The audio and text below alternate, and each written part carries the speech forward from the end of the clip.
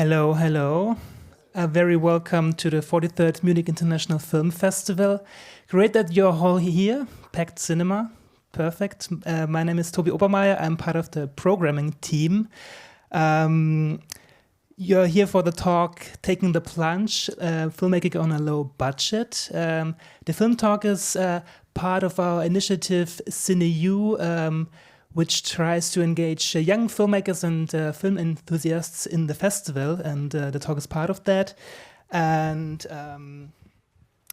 so it's for young people, and I do not consider myself as young anymore. So that's why I'm not hosting the talk. I'm not the moderator. I just want to give you a short introduction because there's Linus. He's part of Drehmetrie. Drehmetrie is our collaboration partner of this talk, and he will explain you what Drehmetrie is, and he will do the rest of the film talk. Thank you very much for being here.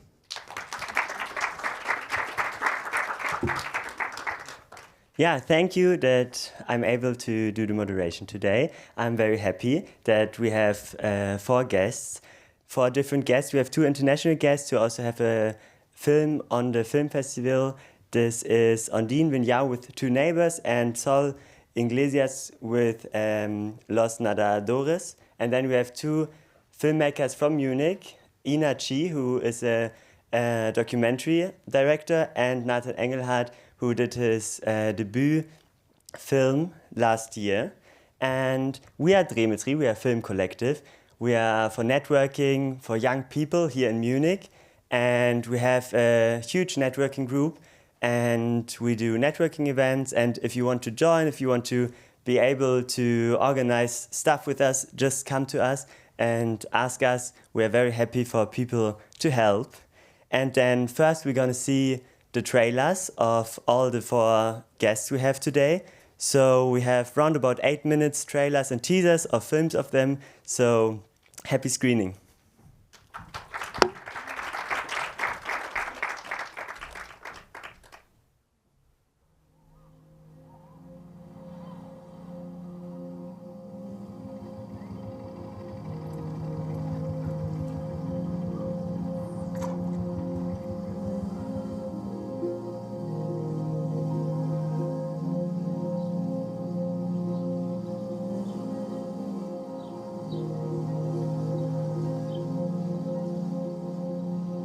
一个人要找到自己的一个家族，尤其是家族的传承，不仅仅是找到人，而是要了解这个家族它是如何经过岁月的变迁一路走过来的。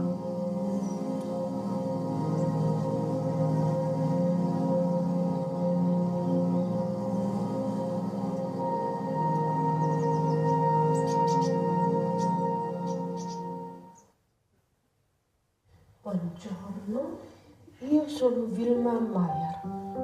No, io sono Vilma. E io sono artista di Monaco di Baviera.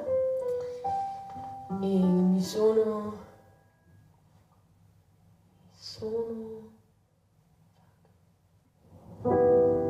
Weißt du, was ich mir manchmal überlege? Beziehungsweise, was ich mir manchmal sage? Ich meine, irgendwann werden wir einfach Geld haben. Ja, mooi, Leute. Op deze hier staan. Krass, ich bin überhaupt nicht verkatert. Stay here. I mean, I don't know. But maybe if I do my exhibition and then, yeah, maybe I sell loads of art and have a cool job or something. I would love to stay.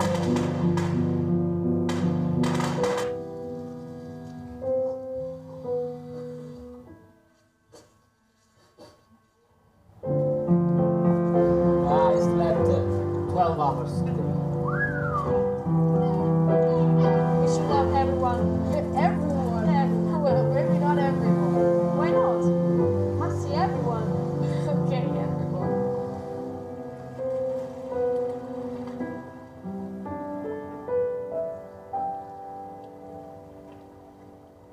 Can you say it again? Non ti scordare l'amore. Non ti L'amour. L'amour.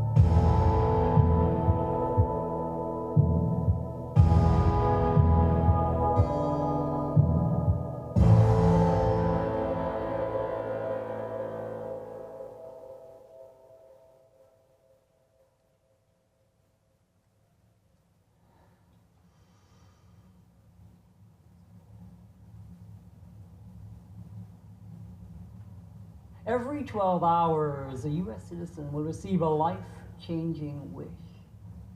A wish that... Thank you.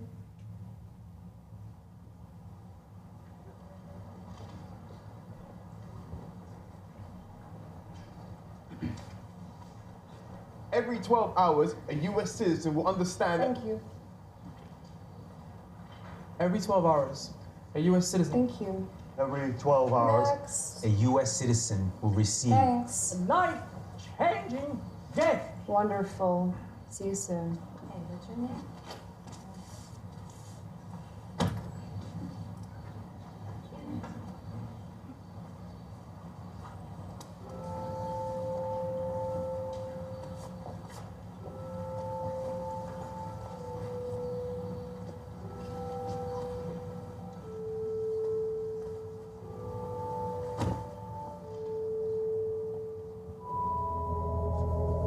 Can you take a step to your left?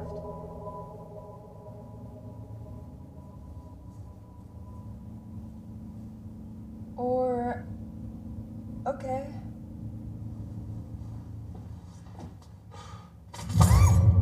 Every 12 hours, a U.S. citizen will receive a life-changing wish. A wish that heals wounds, sets free the human spirit. It brings light into darkness. When a wish is granted, eyes are open.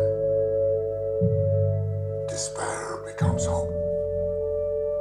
Hearts are made full. After a difficult year, allow yourself to dream big. You deserve it.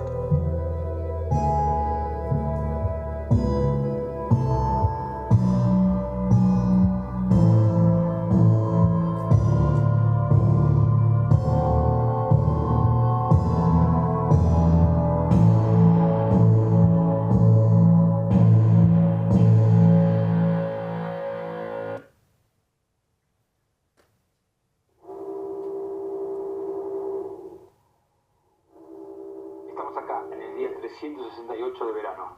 Hace 3 días que no se hace de noche. Ya son 47 grados. Y esto sigue subiendo. Les recordamos que la ciudad está llevando a cabo el proceso de evacuación. Por favor, procedan de manera ordenada hacia la salida más cercana. Bueno, eso. No sé, pero esta gente está afuera. ¿Qué es esto? Creo que es esto.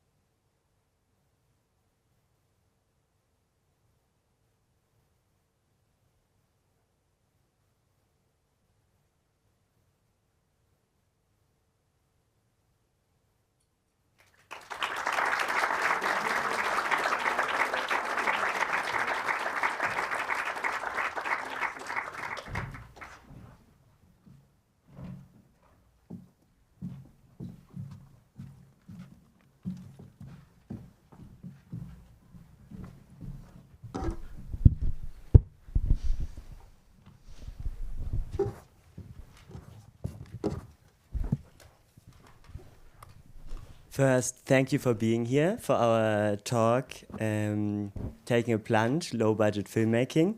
And I'm really happy that we talk about this topic, because for many of us, we know the reality of film. It's really hard to get financing for our first movies. And that's why we want to talk about low-budget filmmaking, because all of us here on the stage did films on a low budget. So first, I would like you to describe really briefly how your production circumstances were of your films you made. Maybe you can start. Let me try to give the abridged version of this. I had been trying to find financing for my first properly narrative short film because my background is in video art and installation work. And I realized quite quickly that nobody finances short films, at least not in the States where I'm from. And I had raised a little bit of money through a fiscal sponsorship, which is one of the avenues we have, where people can basically donate and they get a tax write-off. But I had kind of hit a wall, and through some indie producers in New York who were helping out with it, they introduced me to a producer who had a little bit more experience than they did, and they thought she would,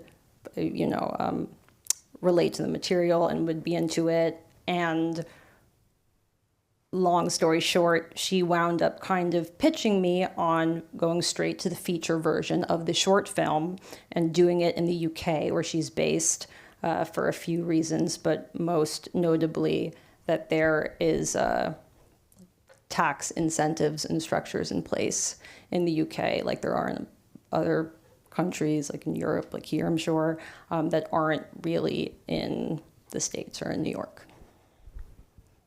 Okay, thank you. Then maybe you can go on. Yes, my name is Ina. What you've seen was like the first trailer. It was a documentary, other than the other, I think, fictive films. And it was like for my bachelor's degree, and it was a design study, but I wanted to do a documentary. It was my first documentary, and we didn't have any money for anything. I bought the plane ticket to see my family. It's about like finding my roots. And it actually didn't cost a lot of money, just a plane ticket, and I was staying with my family, so it was really low budget. And when I came back, I cut it myself and did everything by myself, and it's still possible. And I want to kind of show the documentary perspective on that in that talk. I'm Nathan, and I did the Italian titled film Il cielo in una stanza. And this was, I actually applied for some official funding, but it didn't really work out. And in the end, I luckily find producers who were insane enough to give us a little money. And then we luckily have this system, which is also a big danger maybe to exploit other people, called Rückstellungsverträge, maybe, you know. But I think if you have a good moral compass how to do it, you should do it maybe if you don't get funding. And through that, the other company gave us 10,000 euro, and I have a production company myself. We paid around 3,000 euro, and then we did the movie for 13,000 euro actual costs, but of course no one was paid and stuff. But that's how we made it. But I explain later a bit more about that. Hi, I'm Sol, the director of The Swimmers. We didn't have any foundation with the the Film Institute of Argentina, because we know that we had so little resources to make the film, and we can get to a bigger scale that the film industry looks for.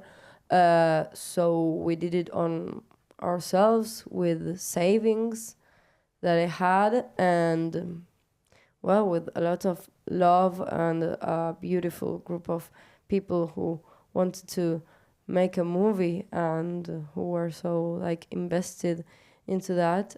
We shot on friends' houses. We are the actors. We are all non-actors.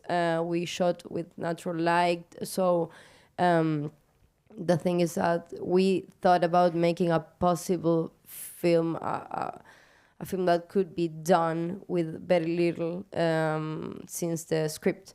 So it was part of that made it possible. And then we looked for festivals to get into as work in progress to finish the film, and that's what it maybe made it look much better, more sound much better, because look better, I think it looks good because the people working in the film are very talented. So that's the way we did it, with love and no money at all.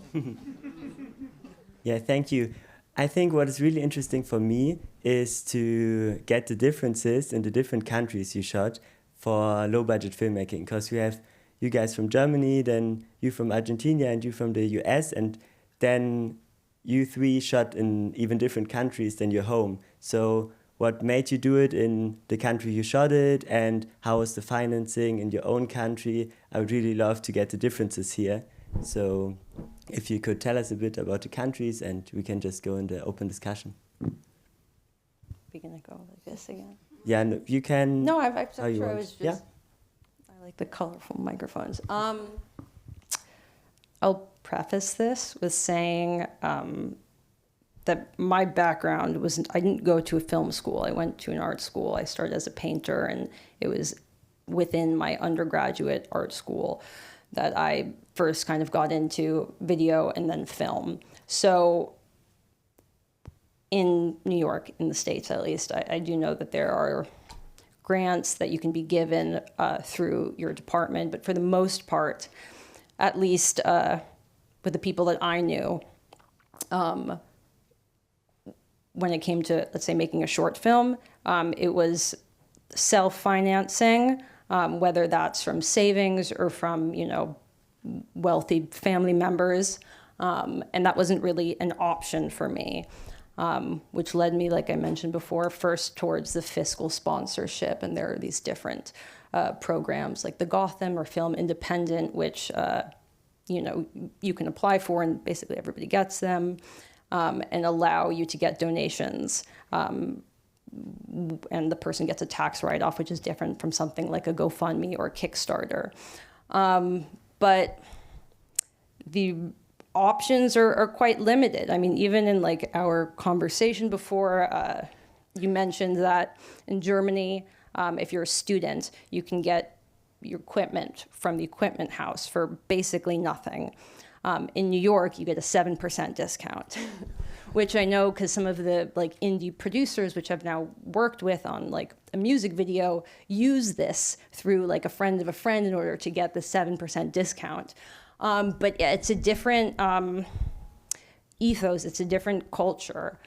So making something ambitious within the US, whether that's, New York or Los Angeles or some of these other states that now have kind of film communities, never really seemed like a feasible option unless I was working with like $10 million. And I mean, even still, you see the movies that they're shooting for $10 million, and often they're going to Budapest. And particularly as an indie filmmaker who was trying to make their debut, I didn't really see options there. And my producer, who's based in the UK, not only had relationships and kind of structures in place that she could rely on, but there is the tax incentive, which paid for our post-production, basically. So, when it comes to making a movie in the States, I don't really have too much experience because everything that I made before my feature was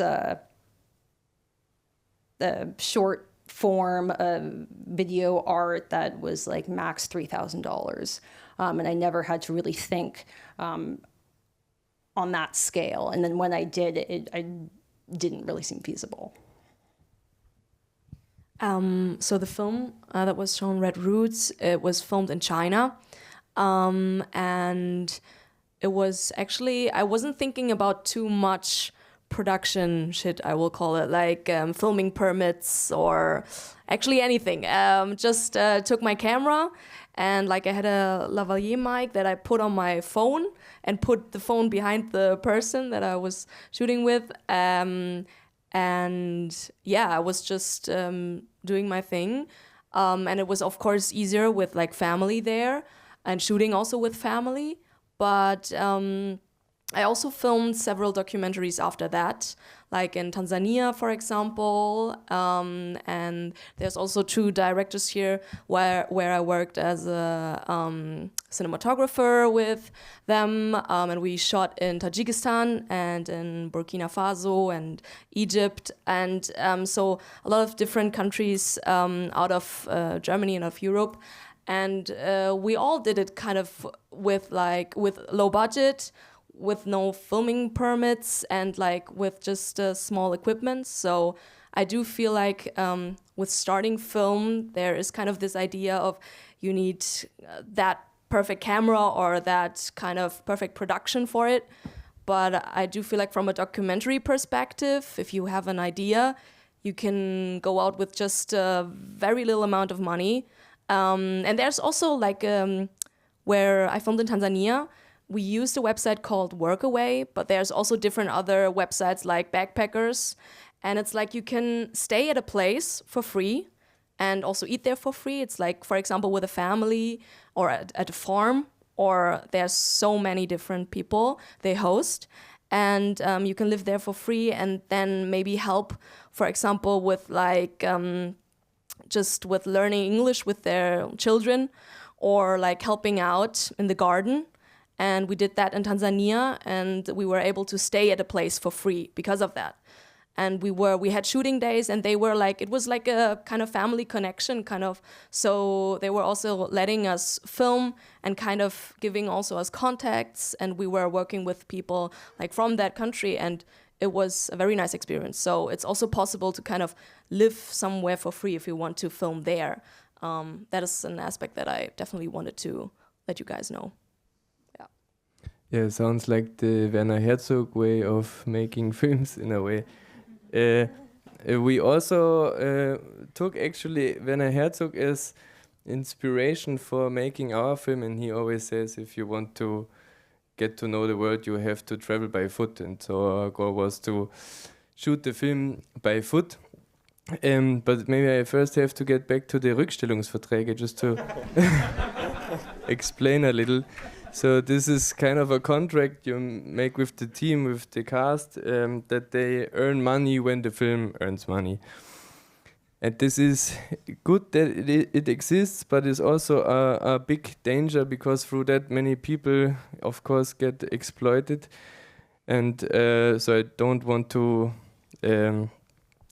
commerce for it, but I think when you have like good friends that you really trust and you really have the ambition to do it morally in a good way, then I think how we did is vertretbar. Sorry, I don't know the word. And this means that we decided on having as few as possible people in the crew and also as few as possible technical stuff that we need. And all the cast members were actually very good friends of mine, or the main actress actually I didn't know before, but she was insane enough to do it and really told me 100 times that it's okay for her. So I think this has to be the first thing before making those Rückstellungsverträge. And then for equipment, you can be very lucky and get like a rental that you love and they love you and they give it for free, which in our case was the scenario, but we wanted also not to make them bankrupt. So we agreed on a deal that if we don't earn money with the film, that we then kind of pay back the money that it would have costed in work. And I think this is a very nice concept to finance your film, that you like give your work to other people. So for example, now when they have productions or stuff, we go there and work for them and like don't get paid, but it's reducing the cost that they had in theory. And that's how we did it. And the year before we shot there, I was producing a short film in Napoli, so also the city where we shot our film.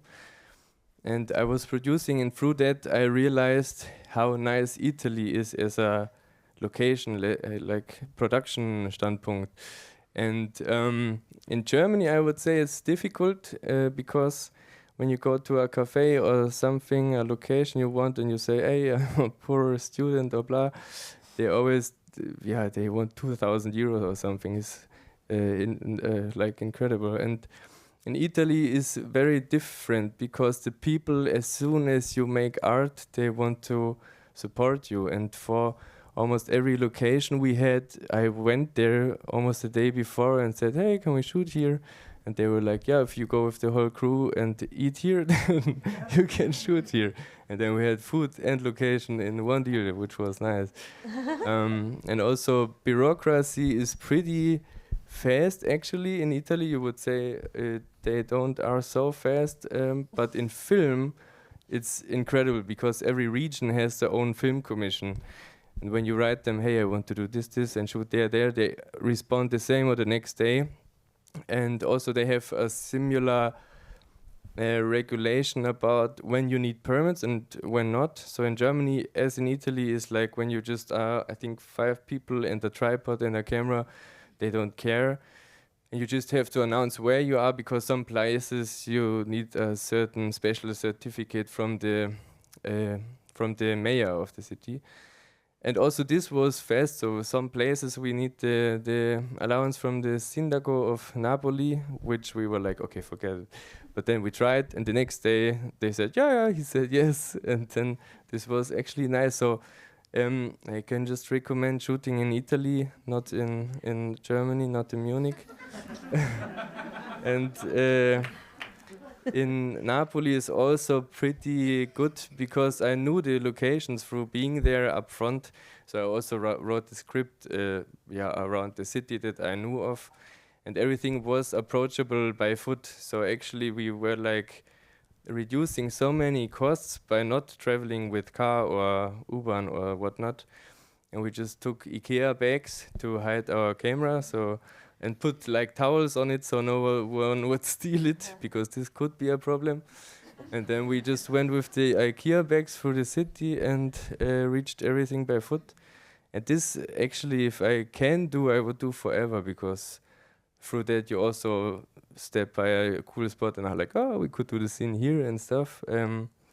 So it was a good experience. Yeah, I think so far, yeah.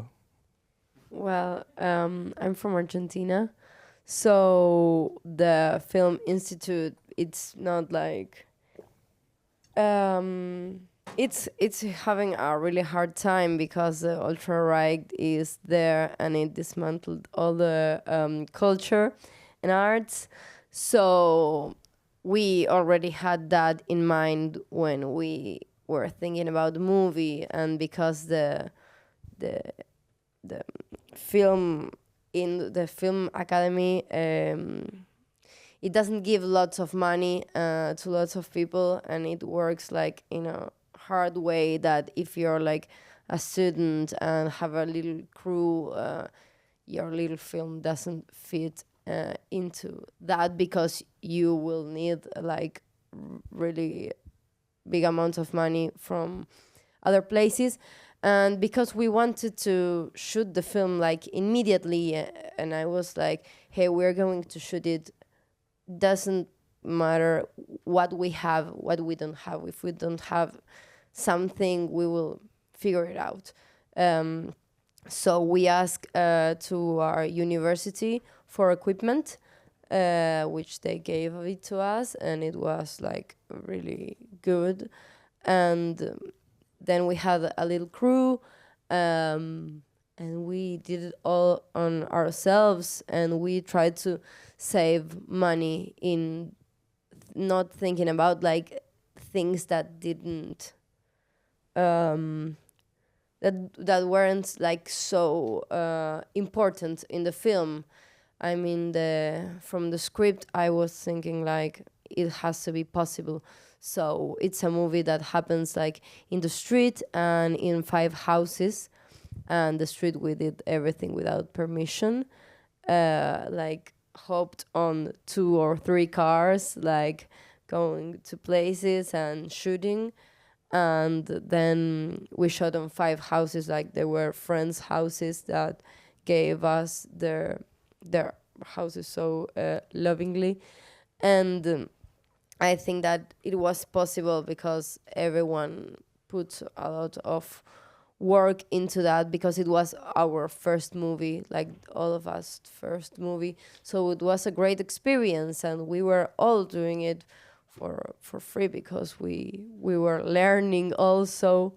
And I think that's very important from being a student, that it's like you have that first movie in which I don't think it's like morally incorrect to do it in that way, because you're all learning and it's something huge for everyone in the team. So it's, yeah, including them in the process and thinking about the movie like in a collective way, and not like in a director's capricho. Wish, like. Yeah, like childish wish. Childish. Yes. So we were doing it like that, and then in the post-production, we got to the Guadalajara Film Festival, and there we won 2 prizes: the Mexican distribution and the post-production, the sound post-production. So it got financed, and then the movie got like its sound, which is a very big component of the film, because it's a fantastic film and with no budget. So we were like trying to figure out how to construct a fantastic thing without any money, or without something like really huge appearing in the film. So we started thinking about like the old ways of making things, like creating the fantasy in the montage, or in the way that we shot, like the different shots. We try to make them fantastic, and with the sound. So I think it's trying to get creative with the things you have near you. That's, yes. And how many people were in your crew? Like 15. And we were like the actors were us, the ones on the film collective. Like my producer, it's one of the protagonists. I'm one of the protagonists also. And the other 2 protagonists are also part of the crew. So they have lots of patience and love for the film. And we were like, hey, let's make this, and it worked out because there was a lot of love from people putting there. Yes. Cool. I also was wondering, when you won at the one festival the prizes to make the post-production, what did you show them when the film was not finished? We showed them the non-finished movie, like in a normal projection open to people, and there was like lots of prizes that went to some films, and we had these 2 prizes, but we didn't even finish the montage when we showed it. So, but yes, we were explaining things, like we sat like a Q&A, but explaining like, hey, in this moment, this isn't the final sound, and people criticized it and like, oh no, I don't understand, this doesn't this doesn't affect me. And I was like, but it doesn't have sound, or it will, and then it will be better. So, but it's really good because it's like a first, un primer acercamiento. A first approach. Yes, a first approach to a public, and that's great because it makes you learn something through punches. All right. Yeah, Nathan told us that he visited the city before and wrote a script around it. So I would really want to know if you two also wrote the script around your budget. So you already knew what your budget will be, or that you won't have infinite money, and where you probably want to shoot. So did you wrote your film accordingly? Yeah, so one of the many perks of shooting in the UK was that we had access to a fancy home, the kind that we wouldn't have had access to in New York. So my co-writer and I, through like Google Images, basically tried to get the lay of the land of this home and then write the script to it. Additionally, that helps make your story relatively contained, which has narrative benefits, but also production cost ones. I mean, that's not a surprise, you know, it's having a contained film is one way to help control the budget, both in terms of like actually paying for a location, but also unit moves. So that was a big kind of good obstruction, to use a Lars von Trier term here, in our creative process, because we knew that we needed the film for the most part to take place in and around this home. And I mean, in addition, you know, it was based off of this short film, so we also had that kind of starting or ending point to work off of. But really, in terms of budget and creative inspiration, was this specific home outside of London. Yeah. So, Sol, how was it for you? What specifically?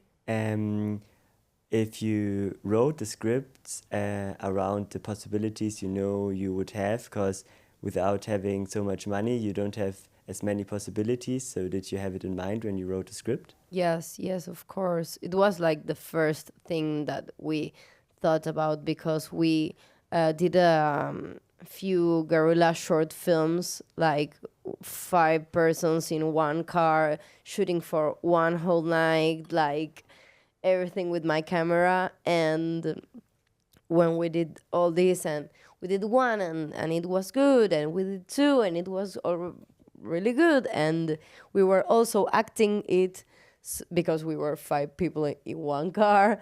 So we got to the 3rd one, we finished it and it was good, and I said, hey, it can't be that hard to make a movie, it must be easy.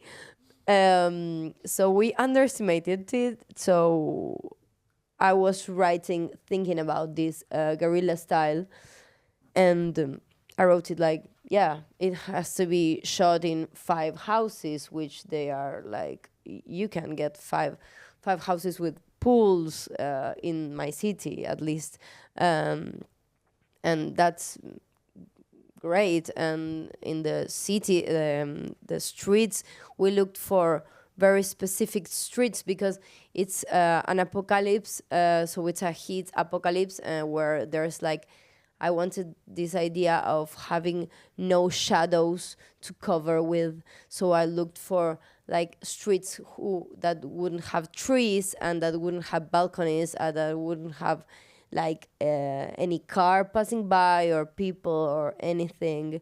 And it was thinking a lot in the micro terms, and then saying, hey, we don't have a budget for plano general for a general shot. For a general shot, so we did like a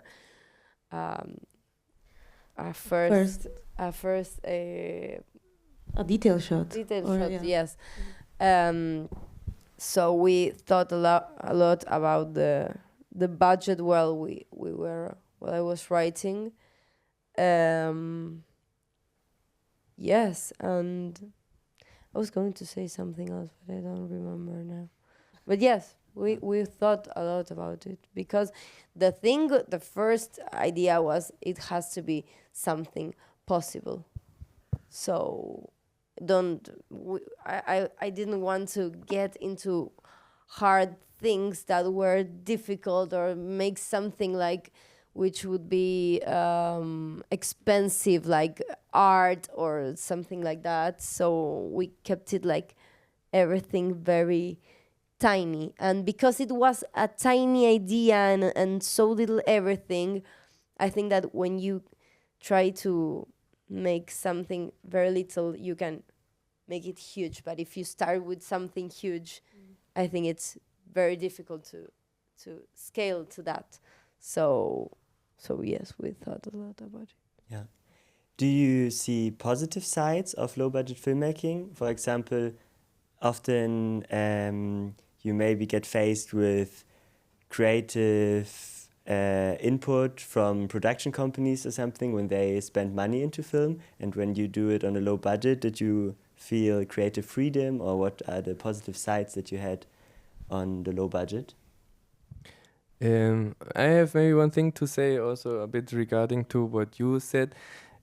So I think when it's low budget and you write the script around what you can do, you would say, oh, this is cheap, this is like, how is this interesting? But through that you have many Einschränkungen, you know, English?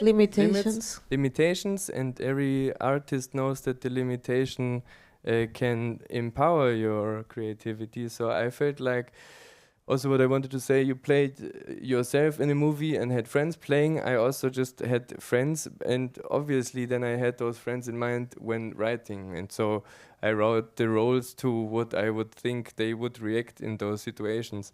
And through that, I think you can achieve a lot of naturality in the acting and also in the story, which is a big benefit. And I felt like it was very rewarding having all those limits, because through that there came out, as I said, this authenticity, I would say. So you could not do a science fiction film or something, but I think is a great benefit, yeah. Yeah, I think so too. I think it's also very rewarding, but it can be frustrating too.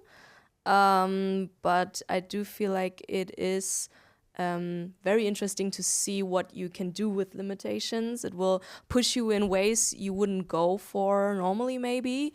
And also, like for example, it was my first film that I did at this film school, because last year I started here, and it was the first film where we do get 400 euros of budget. So it was my first film where I got a budget, and it was like, what can you do with it? And instead of going outside and shooting outside, was the first time we shot here in a studio, and we wanted to do something like life size. It was a documentary, but we filmed it in a kind of fictional way. And instead of building like a life size scene, we bought from eBay Kleinanzeigen, which is also like a place that I spent nights at. Most of the people of you maybe know this app. Or you can go to the flea market to buy stuff. And we filmed everything in I would say Puppenhaus. Is like a dollhouse. Dollhouse, yeah. Like a doll in a dollhouse. So it's a lot cheaper to buy everything, in a very, very, very small size. And our protagonist was like a stag beetle. And I would have never shot it in that way. So there was just something special about it because I had limitations. I found new ways.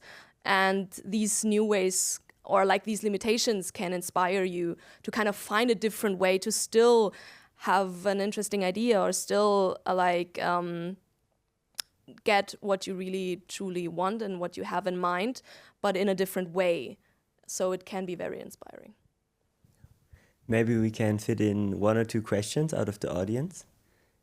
So if anyone has a question, just, yeah. What is very expensive but you would recommend just forget about? Because is there something that usually costs a lot of money, but in your experience isn't worth it? Like spend too much money on equipment? Yes. Spend too much money on actors? I have a few things. Perhaps controversially. Like most camera equipment, I think that not only can it add up, but it just takes time to set up each shot. And as any filmmaker will know, the most valuable thing in the world is time. So that's something I want to, incorporate more of going forward. I would say all of my work before my feature had entirely been on sticks, always. This had not too many fancy camera moves, but it had some, and that eats into your time. So that would be one thing. And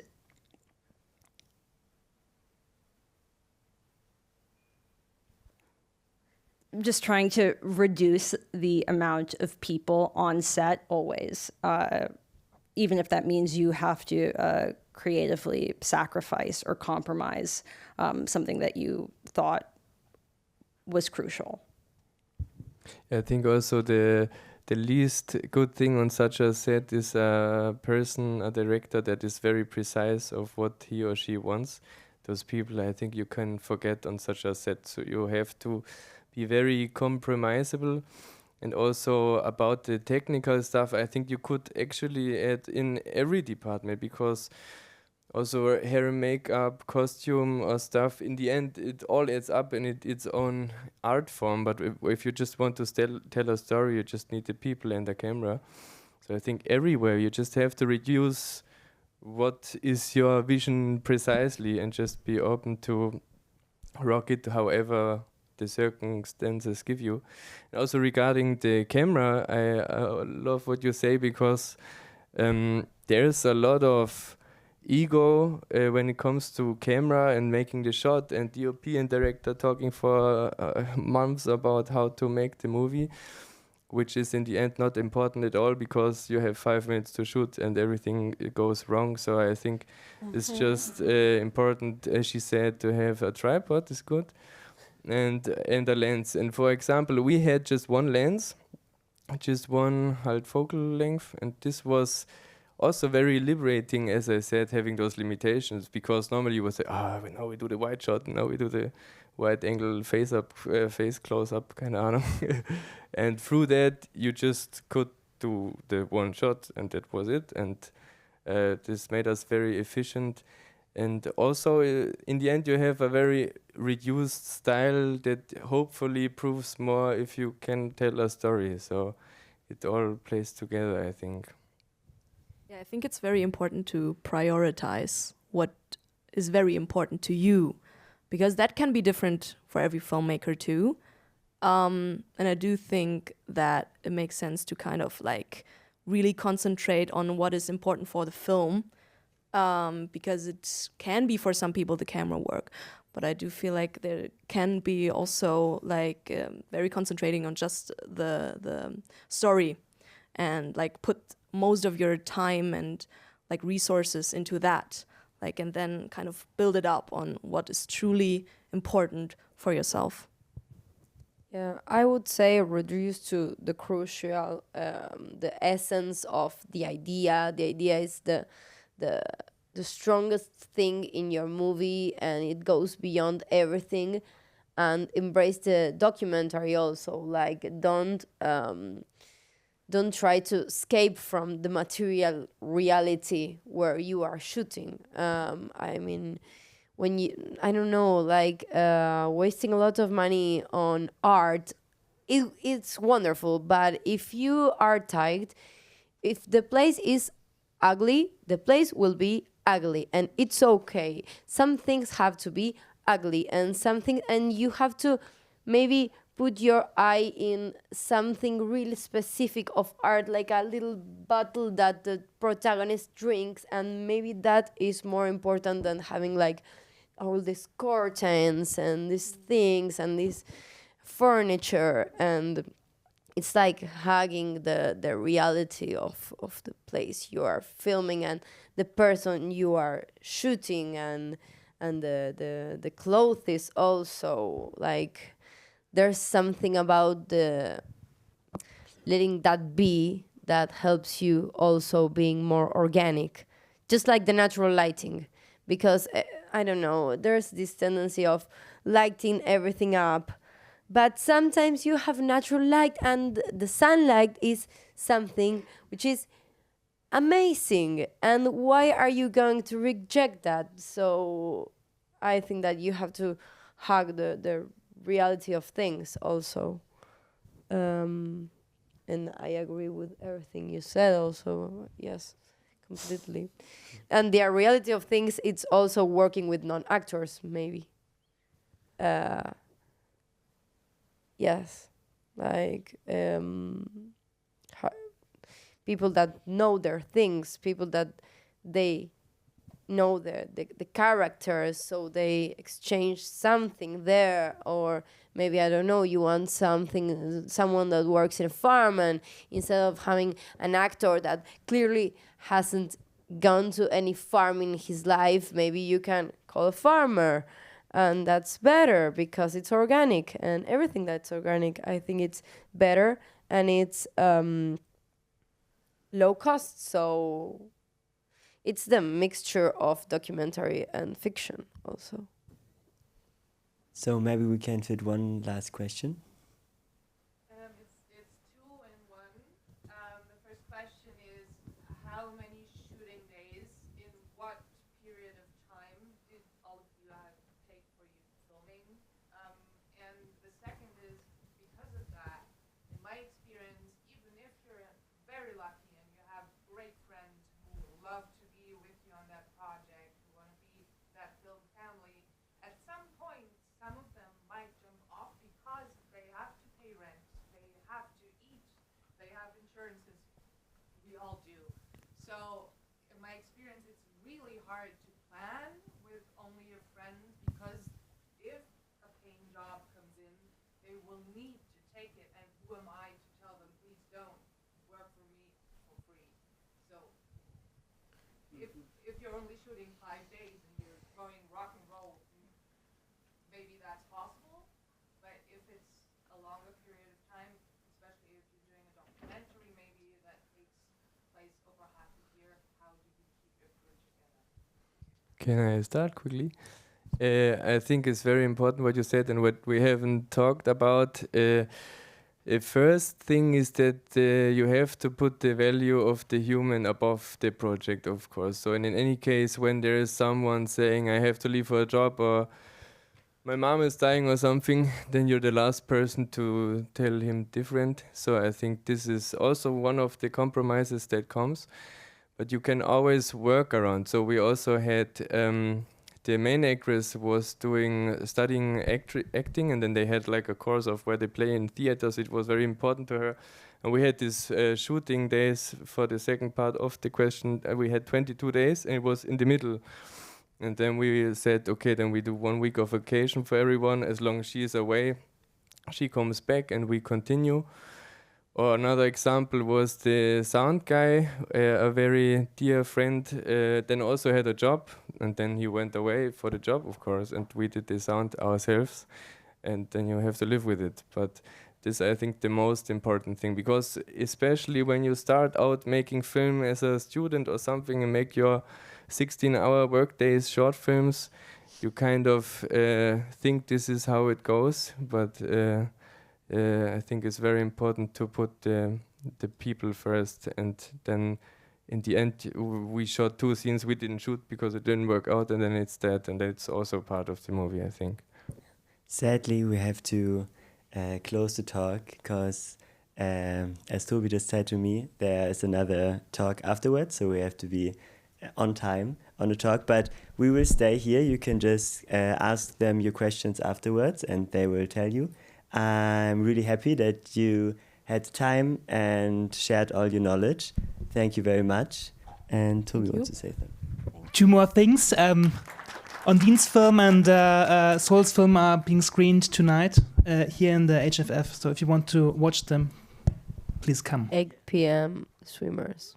And your film is 9:30. 9:30 to Neighbors.